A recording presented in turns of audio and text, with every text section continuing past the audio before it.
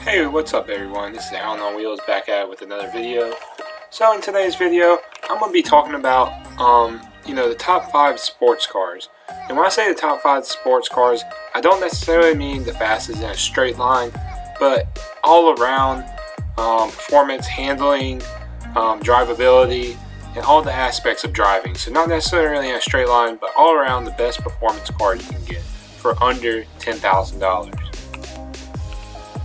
Alright guys, so in this video, I'm really not going to go in any specific order. I'm just going to be listing out the top 5 performance cars, so don't think that I'm saying, oh, this one's better than the next, whatever. These are just my top 5. Alright guys, so let's jump into it. Alright, so for the first car, I'm going to be talking about the Porsche Boxster. I'm going to be talking about the Porsche Boxster 986 series, mainly because this is going to be the series that most people are going to be able to afford. This is going to be the 96 to 04 model, and as far as 0 to 60s and stuff, pretty much all of the years are around 6.5 with the manual. The Porsche Boxster, all these Porsche Boxsters in this era were all equipped with a 2.5, 2.7, or a 3.2 liter flat 6-cylinder engine. They all put out fairly the same amount of horsepower, but as the years went on, the horsepower increased a little bit. But as far as the 0 to 60 between the 5-speed automatic and the 6-speed manual, there's almost a second gap, which is quite large, and just goes to show how these older vehicles like this, the automatics are just very slow.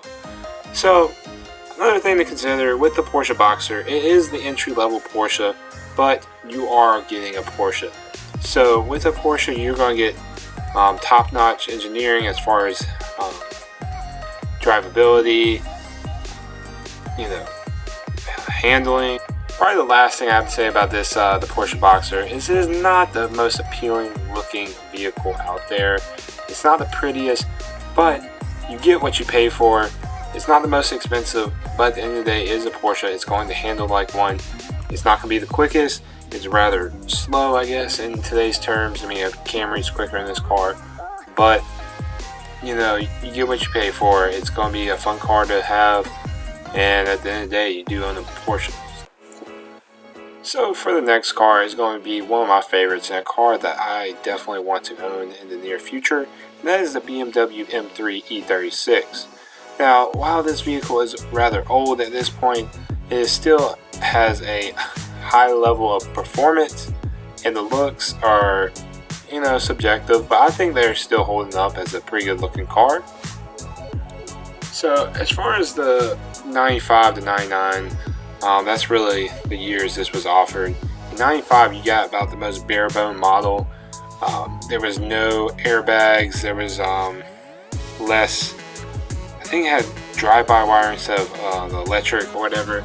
It was just a much more raw vehicle, and some people prefer this, but with the newer models you get upgraded, everything, a lot of things are upgraded. You get airbags, of course, which is, a lot of people prefer that, and the chip, the ECU is much more easier to work with on the newer models compared to the older models.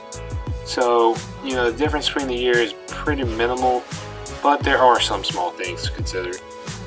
While the M3, the E36 M3 was offered in both 2-door and 4-door, obviously the 2-door was much more highly produced. And as far as the power and the speed of these vehicles, they did the average 0 to 60 was around 6 seconds. And that's pretty good considering that this vehicle only had 240 horsepower, which in today's standards is pretty small. So these cars are great handlers, very reliable. The maintenance on these is very affordable compared to the newer BMWs, to where the electric gizmos and everything really create havoc and really bump up the price as far as maintenance. So these are a great car for entry-level people that are just trying to get into the the tuner market and stuff, and just get a nice performance vehicle. Alright guys, so for this third car, I'm going to be talking about the Chevrolet Camaro, the 4th gen, which is the 92 to 2002.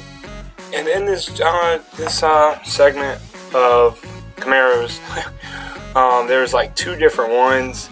So starting in like I think '98, they had a remodeled one, which is much more appealing to me. And also there's a new engine in '98. And the ones before, it had like a black line under the headlights, which I just found to be really ugly.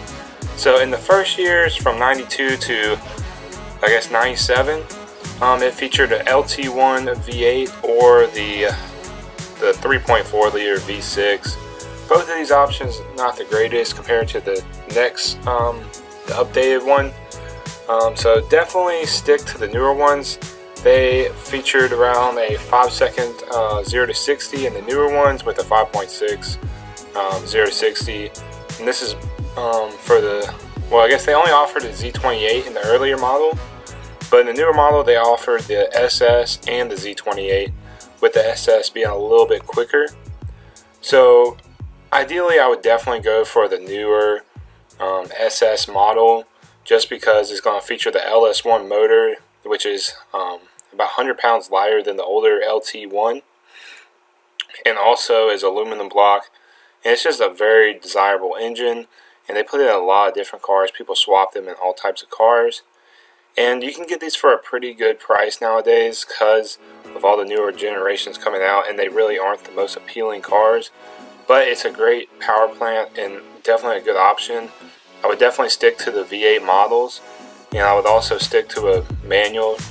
The automatics just have a lot of issues and stuff, and just aren't very responsive and quite a bit slower than the manual option. So if I was you, I would definitely go for the V8 option, and these are a great choice. It's a little bit different than my other cars I've been talking about here, but definitely something to look at. Alright guys, so for this next one is going to be the Honda S2000. It was offered in North America between 2000 and 2009. It featured a 2-liter 4-cylinder engine and a 2.2-liter 4-cylinder engine in the 2004 to 2009 year.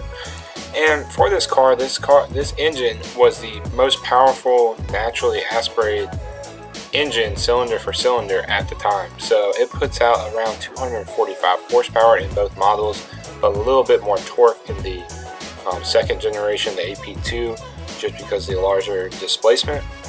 And these vehicles are very light on their feet and very nimble. I drove one, and it had me sold. I could take any turn at any speed I wanted to. They are very fun cars. The transmission in them is perfect. They are small of course, but it's okay if, you know, it's not going to be a practical car. You just got to realize that, and realize it's just a weekend car. But these cars do a 0 to 60 in about 5.5 seconds, but that's not why you buy them, but that's still pretty respectable. Most of the power comes in the upper RPMs when VTEC kicks in around, I want to say 6,000 RPMs, which is when the most of your power is going to come. Until you hit about 6,000 RPMs, you're not going to get any power, which sounds insane, but it's just how it is with these cars. You got to keep them up. They like to be rev happy. And in the AP1s, it features a 9,200 RPM rev limiter, which is insane. But I would definitely, if you're going to get the AP1, you want to get a 2002 model or newer. They just did a lot of updates and things, like a glass rear window and a couple other little things. I've read that the earlier years are tweakier and people, just randomly wreck them and stuff. So I don't know, I would be careful with the AP1s. The AP2s are a little bit more mature, I guess, with a lower, it's going to have an 8,200 RPM limit. So it's a little bit more tame. But all around, these cars are awesome. They hold their value well, and probably going to start increasing, if anything, because they have not made a successor, which they should, because this car is absolutely awesome still to this day, and features Honda reliability with the performance of like Porsche or anything like that.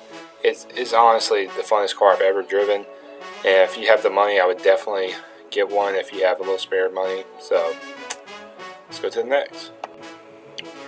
Alright, so for the last car, this one's going to be a little bit cheaper than pretty much every car on this list, all depending on what year you get. This is going to be the Mazda Miata.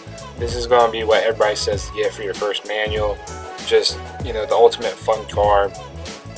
They're pretty extremely slow. I mean, you're talking 7.5 seconds 0 to 60 in the 99 model. And, you know, I've never driven one, but I've heard nothing but great things about them. They're super sporty. They're not quick, but you can gas it anywhere you want. You can take any turn as fast as you want. They're super lightweight.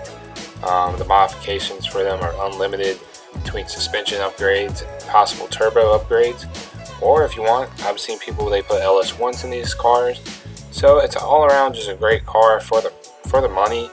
If you're looking for a track car, just something fun on the weekends, it would be a great option.